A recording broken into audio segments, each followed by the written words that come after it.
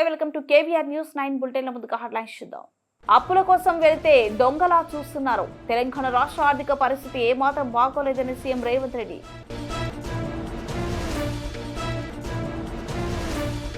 అర్హులైన పేదలకు మాత్రమే ఇందిరమ్మ ఇల్లు మంత్రి పొంగులేటి శ్రీనివాసరెడ్డి.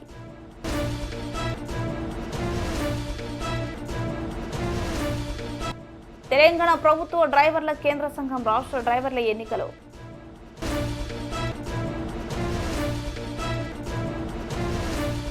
జీవనోపాధిని దెబ్బతీసిన కార్పొరేట్ సలూన్లను మూసివేయాలి. తెలంగాణ రాష్ట్ర ఆర్థిక పరిస్థితిపై ముఖ్యమంత్రి రేవంత్ రెడ్డి సంచలన వ్యాఖ్యలు చేశారు. రాష్ట్రం ఆర్థికంగా ఏమాత్రం బాగోలేదని, తెలంగాణకు అప్పు పుట్టడం లేదన్నారు. రాష్ట్రానికి అప్పు ఇవ్వడానికి ఎవరు ముందుకు రావడం లేదని ఆవేదన వ్యక్తం చేశారు. అప్పు కోసం ప్రభుత్వ అధికారులు బ్యాంకర్లను కలవడానికి వెళితే దొంగలను చూసినట్లు చూస్తున్నారని ఆందోళన వ్యక్తం చేశారు. మన వాళ్ళు ఎవరైనా ఢిల్లీకి వెళ్తే కనీసం అపాయింట్మెంట్ కూడా ఇవ్వడం లేదు. తెలంగాణ ప్రతినిధులను చెప్పులు కూడా ఎత్తుకు వెళ్తారేమో అన్నట్లుగా చూస్తున్నారని పేర్కొన్నారు. ఉద్యోగ సంఘాల డిమాండ్లపై ఆయన తీవ్రంగా స్పందించారు. ప్రభుత్వంపై సమరమని ఉద్యోగ సంఘాల నాయకులు మాట్లాడుతున్నారని, కానీ ఎవరిపై చేస్తున్నారని ప్రశ్నించారు. ప్రభుత్వం అంటే తాము ఒక్కరమే కాదని అందరూ కుటుంబ సభ్యులే అన్నారు. ఉద్యోగులకు జీతాలు ఇస్తున్న ప్రజలే తమకు ఉద్యోగాలు ఇచ్చారని వ్యాఖ్యానించారు. ఉద్యోగ సంఘాల నాయకులు తమ యుద్ధం ప్రజల మీద చేయాలనుకుంటున్నారా అని నిలదీశారు. రాజకీయ నాయకుల చేతుల్లో పావులుగా మారవద్దని హితవు పలికారు. రాష్ట్రం ఆర్థికంగా బాగలేదు, అప్పు పుడతలేదు, అనా పైసా ఎవడు ఇస్తలేడు. ఎవరినైనా కలవడానికి పోతే బ్యాంకర్లు దొంగలను చూసినట్టు చూస్తున్నారు తెలంగాణ రాష్ట్ర ప్రతినిధులను. ఎవడు ఢిల్లీకి పోతే అపాయింట్మెంట్ కూడా ఇస్తలేడు, వీడు వస్తే చెప్పులు కూడా ఎత్తుకుపోతాడేమో అన్నట్టుగా ఆ పరిస్థితి ఉంది దేశం ముందల. అప్పు పుడితే నేను కూడా ఏదో ఒకటి చేసి తెచ్చిచ్చేటోను, అప్పు పుట్టట్లేదు. ఎవడు బజార్లో నమ్మడం లేదు. స్వీయ నియంత్రణనే దీనికి పరిష్కారము. ఉన్నంతలో గౌరవంగా సంసారాన్ని నడిపితే బజార్లో ఎవడైనా నమ్ముతాడు.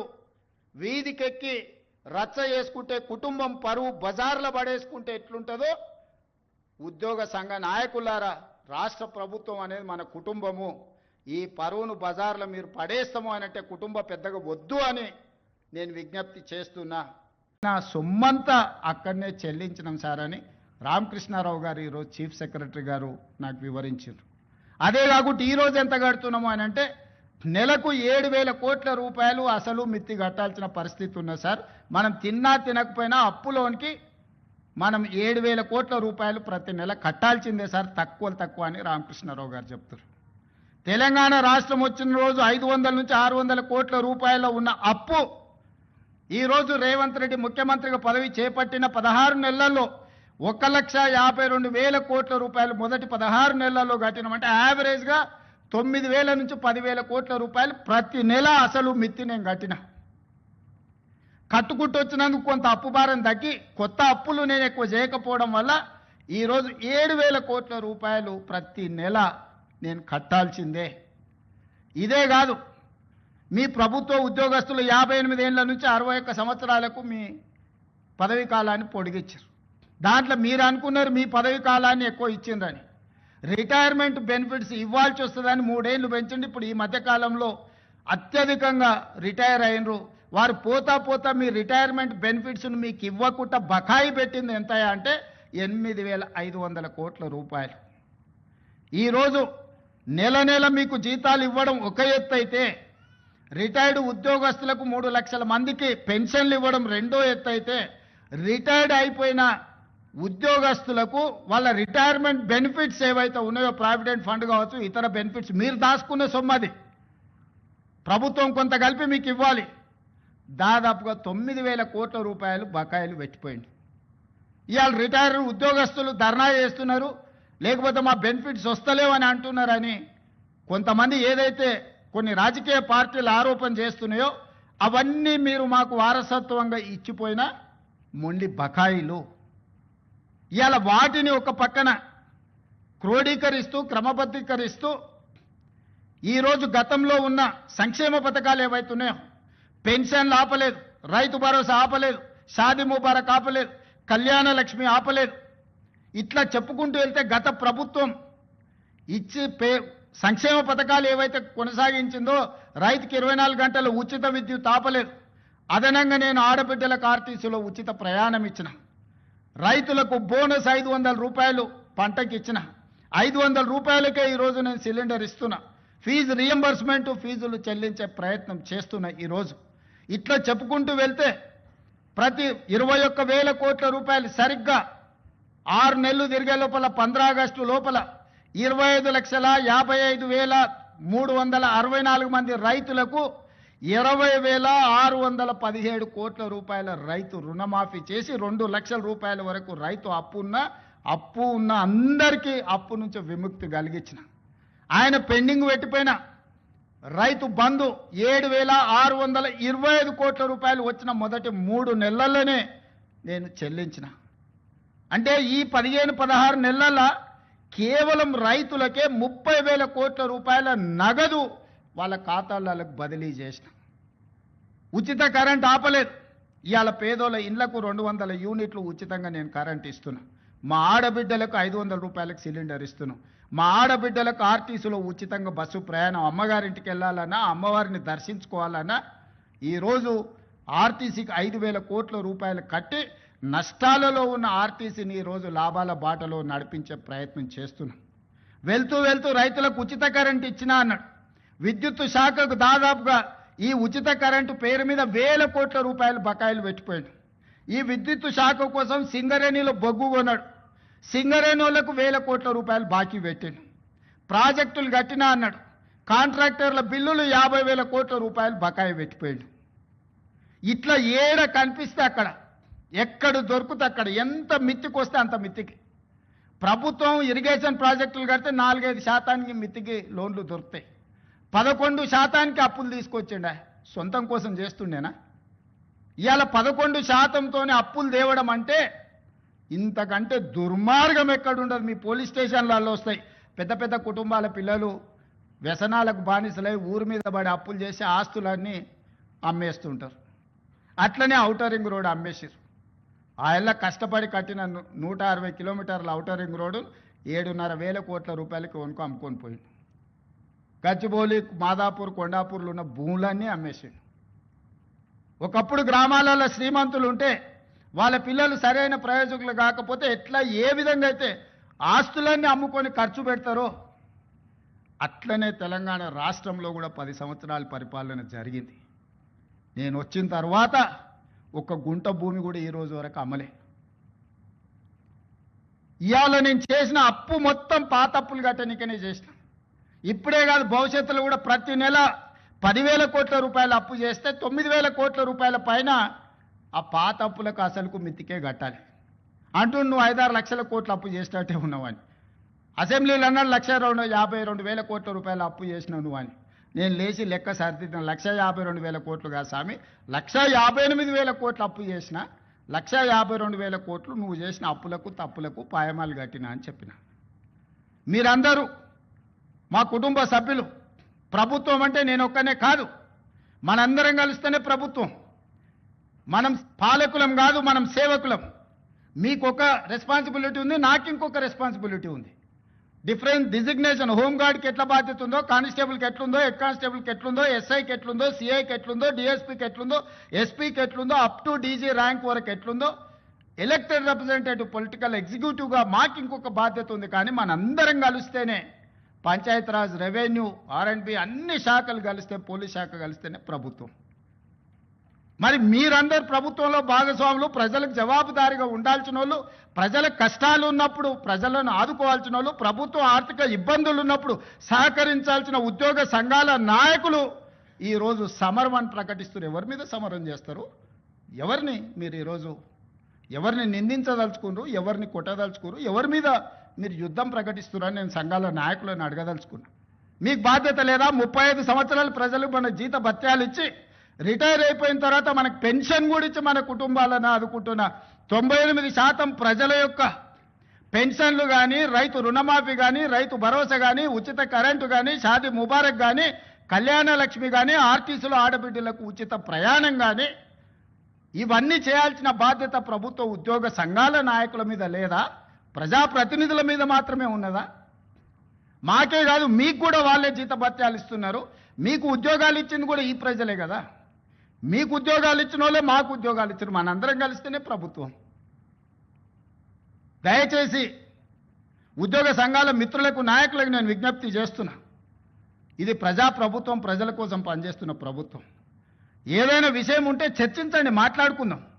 ఈ రోజు కూడా నేను స్పష్టంగా చెప్తున్న వేదిక మీద నుంచి, ప్రతి నెల ఈ తెలంగాణ రాష్ట్ర ప్రభుత్వానికి వస్తున్న ఆదాయం 18,000 నుంచి 18,500 కోట్లు. కానీ ప్రతి నెల నాకు కనీస అవసరాలు తీర్చడానికి 22,500 కోట్ల రూపాయలు కావాలి. ఈరోజు మీకు ఇచ్చే జీతాలు కానీ, మీ పెన్షన్స్ కానీ, లేకపోతే ఈరోజు సంక్షేమ పథకాలు కానీ, రాష్ట్రంలో ఉన్న పనులు చేయడానికి 22,500 కోట్ల రూపాయలు కావాలి. 4,000 కోట్ల రూపాయలు ప్రతి నెల ఆదాయం తక్కువ ఉంది.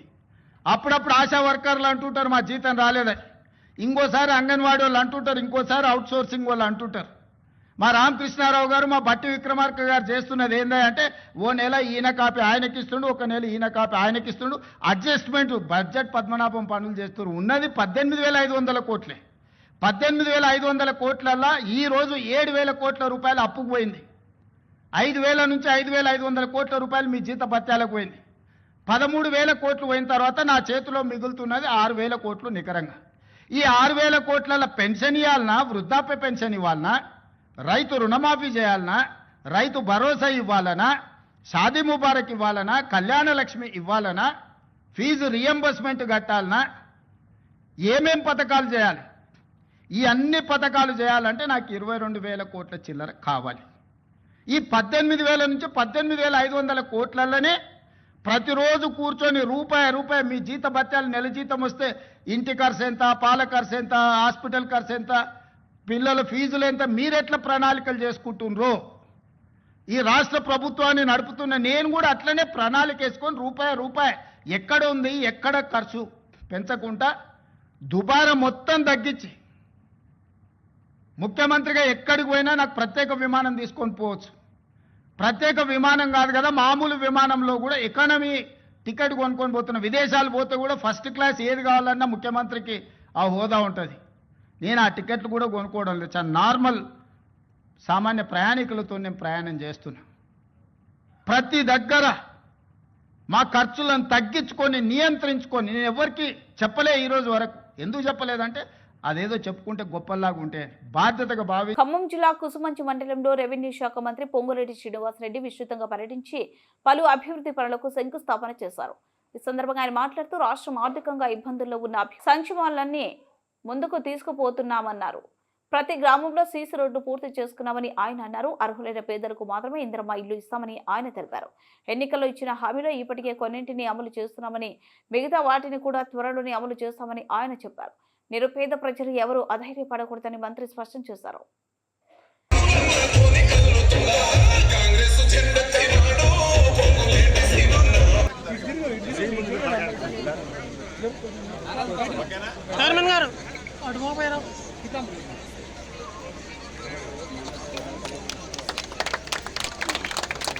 ముందుకు రామాకండమ్మా, వెనకాల సార్ ప్లీజ్. వీళ్లతో వచ్చిన తర్వాత రాష్ట్ర ఆర్థిక పరిస్థితి బాగలేకపోయినా ఇచ్చిన ప్రతి మాటని నెరవేర్చాలని తపనతో గౌరవ ముఖ్యమంత్రి రేవంత్ రెడ్డి గారి నాయకత్వంలోని మన ప్రభుత్వం అన్ని సంక్షేమ కార్యక్రమాలను చేస్తూనే అభివృద్ధిని కూడా ఎక్కడా తగ్గనీయకుండా ప్రతి గ్రామానికి, ప్రతి మండలానికి, ప్రతి నియోజకవర్గానికి సంక్షేమాలు ఎలా చేస్తున్నామో అభివృద్ధిని కూడా చేస్తూ పేదవాడి గోమానికి ఈ అభివృద్ధి సంక్షేమాలని చెదరవేసే కార్యక్రమాన్ని ఈనాడు మన ప్రభుత్వం చేస్తూ ఉంది. ఎన్నికల ముందు ఇచ్చిన హామీల్లో కొన్నింటిని పూర్తి చేశాం, ఇంకా కొన్ని చేయాల్సిన అవసరం ఉంది.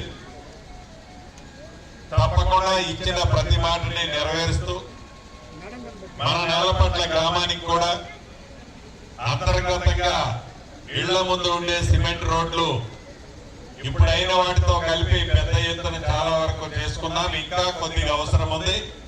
వర్షాకాలం వచ్చే లోపే వాటిని కూడా ఈ సీజన్ లో పూర్తి చేసే కార్యక్రమాన్ని చేపట్టుకుంటున్నాం. గ్రామంలో హైటెన్షన్ లైన్లు ఉంటే ఇళ్ల మీద వాటిని కూడా తీసేసే కార్యక్రమాన్ని చేపట్టుకున్నాం. ఇంటర్నల్ గా ఒక గ్రామానికి వీలైనన్ని రింగ్ రోడ్లు పూర్తి చేసుకున్నాం. ఆడబిడ్డలకి దొడ్డి బియ్యం బదులు సన్న బియ్యం ఈ ప్రభుత్వం ఇవ్వడం జరుగుతుంది. మొదటి విడతగా ఇందిరమ్మ ఇల్లు కూడా మీ గ్రామంలోని ఇందిరమ్మ కమిటీ ఇందిరమ్మ లిస్ట్ ఇచ్చింది, ఇళ్లకు సంబంధించింది. దాన్ని కూడా రేపు కానీ ఎల్లుండి కానీ లబ్ధిదారులకి ఫైనల్ చేసి మీ గ్రామంలోనే బోర్డు పెట్టి పేదవాళ్ళలో బహుపేదవాళ్ళకి ఇచ్చే కార్యక్రమాన్ని శ్రీకారం చుట్టుకుంటున్నాం. ఇంకా గ్రామంలో అర్హులైన పేదవాళ్ళు ఇల్లు కట్టుకోవాల్సిన వాళ్ళు ఉన్నారు. వాళ్ళకి కూడా తప్పకుండా మీ సీనన్నగా మీ ఇంటి పెద్ద కొడుకుగా ఆ అర్హులైన వాళ్ళకి కూడా ఇల్లు ఇచ్చే బాధ్యత నాదే. మీరెవ్వరూ కూడా దిగులు పడాల్సిన అవసరం లేదు. అయ్యో నాకు రాలేదని ఆతృత పడాల్సిన అవసరం. కమిటీలోని సభ్యుల్ని మీ ఇంటి పెద్ద కొడుకుగా ఒకటే అడుగుతున్నా, ఎక్కడా చిన్న తప్పు కూడా చేయొద్దు. పేదవాడి దగ్గర మీరు ఏమీ ఆశించొద్దు. పేదవాడి కన్నీరు తొడిచే మన ఇందిరమ్మ ప్రభుత్వం ఈనాడు గౌరవ ముఖ్యమంత్రి రేవంత్ రెడ్డి గారి నాయకత్వంలో ఏవైతే మంచి కార్యక్రమాలు చేస్తున్నామో భవిష్యత్తులో కూడా ఇటువంటి మంచి కార్యక్రమాలని ఎన్ని ఇబ్బందులు కష్టాలు వచ్చినా ఈ ప్రభుత్వంలో చేసుకుంటామని మీ అందరికీ మనస్ఫూర్తిగా తెలుపుతూ, అదే రకంగా నిరుద్యోగ యువతకు కూడా రాజు వికాస్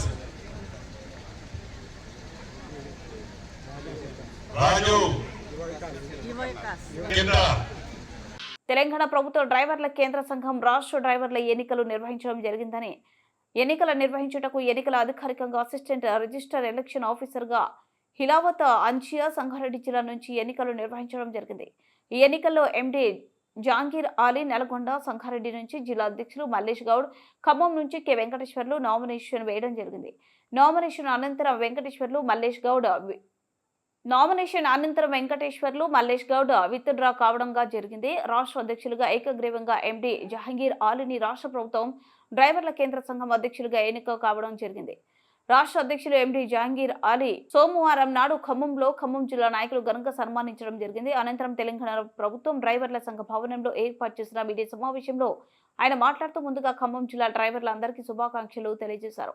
నేను ఇక ముందు అన్ని జిల్లాల్లోని పర్యటించి ఎన్నికలు జరపడం జరుగుతుందన్నారు. గతంలో కొన్ని జిల్లాల్లో జరిగిన అవకతవకలను మరియు వారిపై క్రిమినల్ కేసులు గానీ సివిల్ కేసులు కానీ వేస్తూ వారి దగ్గర నుండి సంఘం డబ్బులు రికవరీ చేస్తూ వాళ్ళపై కఠిన చర్యలు తీసుకోవడం జరుగుతుందన్నారు. ఈ కార్యక్రమంలో డ్రైవర్ల సంఘాల నాయకులు, కార్యకర్తలు, కార్యవర్గ సభ్యులు పాల్గొన్నారు.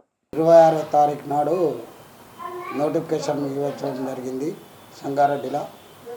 మరి నిన్న 4వ తారీఖు నామినేషన్లు ఉండే 3 నామినేషన్లు వచ్చినాయి. 3 ఇట్లా ఒకటి రిజెక్ట్ అయిపోయింది, ఒకటి వాపసు తీసుకోవాల్సి వచ్చింది. మరి ఏకగ్రీవంగా నన్ను ప్రకటించినారు. కాబట్టి ఇంతకుముందుకు గతంలో సర్దార్ మంజీత్ సింగ్ అని ట్రాక్టర్ డ్రైవర్ ఉండే, ఆయన కరీంనగర్ జిల్లాలో 32 లక్షలు తినేస్తే ఆయనకు రుజువు చేసి ఆయనను తొలగియటం జరిగింది. మేము హైకోర్టుకు పోయినాం. హైకోర్టుకు పోతే ఆయన ట్రాక్టర్ డ్రైవరు అర్హుడు కాదు అని ఆయనకు తీసేసి మాకు ఇగ్నిషన్ ఆర్డర్ కూడా ఇచ్చారు. కాబట్టి మేము మళ్ళీ ఎన్నికలకు పోవాల్సి వచ్చింది. ఇప్పుడు ఆసం హుసేని అనేట ఆయన మహబూబ్నగర్ జిల్లా వ్యక్తి. ఆయనకు ఎలాంటిది 2017 నుంచి మెంబర్షిప్ లేదు. ఒక బోకస్ సర్టిఫికేట్ తెచ్చుకొని నేను అధ్యక్షుడని హైదరాబాద్లో చిత్తల్ బస్తీలో లాకులు కట్ చేసిండు. కట్ చేస్తే మేము పోలీసు వాళ్ళకు కంప్లైంట్ కూడా ఇచ్చినాము. ఇస్తే వాళ్ళు ఎలాంటిది యాక్షన్ తీసుకోలేదు. దాని మీద మేము ఆల్రెడీ హైకోర్టుకు పోయినాం. దాని మీద ఆర్డర్ కూడా వచ్చేస్తుంది. కాబట్టి మా పీరియడ్ 25/8 తమ జీవనోపాధిని దెబ్బతీస్తున్న కార్పొరేట్ సెలూన్లను వెంటనే మూసివేయాలని, నాయి బ్రాహ్మణులను వృత్తి అభివృద్ధి పరంగా రుణాలు, రాయితీలను అందించాలని, దెబ్బతింటున్న వృత్తులను కాపాడాలని కోరుతూ ఖమ్మం నగరంలో నాయి బ్రాహ్మణ సేవ సంఘం ఐక్య వేదిక నగర కమిటీ ఆధ్వర్యంలో పెవిలియన్ గ్రౌండ్ నుండి జిల్లా పరిషత్ సెంటర్ వరకు పాదయాత్ర నిర్వహించి డాక్టర్ బిఆర్ అంబేద్కర్ విగ్రహానికి వినతి పత్రాన్ని సమర్పించారు. అనంతరం నాయి బ్రాహ్మణులు కార్పొరేట్ సెలూన్ల వ్యవస్థను వ్యతిరేకంగా కటింగ్ చేస్తూ వినూత్న నిరసన చేపట్టారు. ఈ సందర్భంగా నాయి బ్రాహ్మణ సంఘం అధ్యక్షులు ఎలమందర జగదీష్ మాట్లాడుతూ వేలాది మంది నాయి బ్రాహ్మణులు శతాబ్దాల నుండి కులవృత్తిపైన ఆధారపడి జీవిస్తున్నారని, కార్పొరేట్ సెలూన్లు కారణంగా వారి జీవనోపాధి కోల్పోయే పరిస్థితి నెలకొల్పిందని ఆందోళన వ్యక్తం చేశారు. నాయి బ్రాహ్మణుల కులవృత్తిపై వారికి పేటెంట్ హక్కు కల్పించి ప్రభుత్వాలు సహకరించాలని కోరారు. అదేవిధంగా వృత్తిదారులకు రుణాలు రాయితీలు కల్పించాలి, 10 లక్షల రూపాయల మేరకు ఇవ్వాలని డిమాండ్ చేశారు. బడా పెట్టుబడిదారులు కార్పొరేట్ సంస్థలు ఏర్పాటు చేస్తున్న సెలూన్లను మూసివేసే వరకు పోరాటం ఆగదని హెచ్చరించారు. మా నాయి బ్రాహ్మణులకి కులవృత్తైన నాయి బ్రాహ్మణుల్ని కార్పొరేట్ సెలూన్లు పెట్టడం వల్ల, పెద్ద పెద్ద కార్పొరేట్ వ్యవస్థలు పెట్టడం వల్ల చిన్న చిన్న షాపులు రోడ్డు మీద పడే పరిస్థితి వచ్చింది. కాబట్టి నాయి బ్రాహ్మణుల కార్పొరేట్ సెలూన్లు వ్యతిరేకిస్తున్నాం. అట్లనే ప్రభుత్వాన్ని 10 లక్షల రూపాయలు రుణాలు ఇవ్వాలని డిమాండ్ చేస్తున్నాం. అట్లనే నాయి బ్రాహ్మణులు పెయింటెడ్ హక్కులు కలిగించాలని ప్రభుత్వాన్ని డిమాండ్ చేస్తున్నాం. అట్లనే కార్పొరేట్ సెలూన్లు పెద్ద స్థాయిలో పెట్టుకోవడానికి 10 లక్షల రూపాయలు ఇవ్వాలని ప్రభుత్వాన్ని డిమాండ్ చేస్తున్నాం. నాయి బ్రాహ్మణులందరూ ఐక్యత మధ్యగా పోరాటం చేస్తాం. ఈ పోరాటం ఇంతటితో ఆగదు. ఈ పోరాటం ఇచ్చేదాకా ఉధృతం చేస్తామని నాయి బ్రాహ్మణుల నగర అధ్యక్షులు నేను ఎలమందల జగదీష్ను, నగర కార్యదర్శి గుళ్ళపల్లి శ్రీనివాస్ గారు, ఇక్కడ రాష్ట్ర నాయకులు పాల్గొన్నారు, జిల్లా అధ్యక్షులు పాల్గొన్నారు, నగర నాయకులు పాల్గొన్నారు, రాష్ట్ర నాయకులు అందరూ పాల్గొన్నారు. కాబట్టి కోట్ల సభ్యులు పాల్గొన్నారు. కాబట్టి రాష్ట్ర వ్యాప్తంగా ఈ ఉద్యమాన్ని ఉధృతం చేస్తాం. ప్రభుత్వాన్ని డిమాండ్ చేస్తున్నాం. ఈ పథకాలన్నీ అమలు చేయాలని ప్రభుత్వాన్ని కోరుకుంటున్నాం. నెక్స్ట్ బులెటిన్ ముగించే ముందు హెడ్లైన్స్ మరోసారి. అప్పుల కోసం వెళితే దొంగలా చూస్తున్నారు. తెలంగాణ రాష్ట్ర ఆర్థిక పరిస్థితి ఏమాత్రం బాగోలేదని సీఎం రేవంత్ రెడ్డి.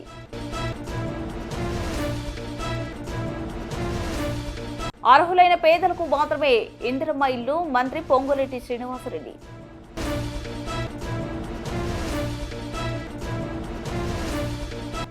తెలంగాణ ప్రభుత్వ డ్రైవర్ల కేంద్ర సంఘం రాష్ట్ర డ్రైవర్ల ఎన్నికలు.